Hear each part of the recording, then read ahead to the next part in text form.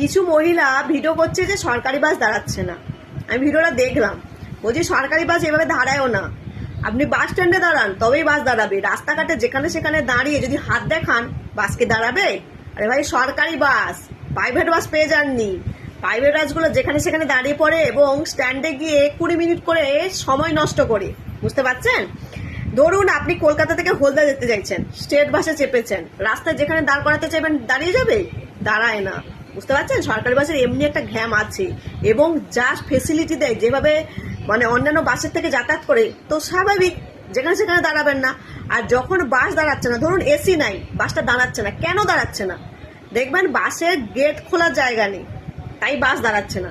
সেটা আপনাকে বুঝতে হবে। আমি ভিডিওগুলো ভালো করে দেখেছি। শুধু ভিডিও করলে হবে না, আপনাকে সঠিক জায়গা দাঁড়াতে হবে, তবেই সরকারি বাস দাঁড়াবে। সুবিধা নেবেন আর সঠিক জায়গায় দাঁড়াবেন না,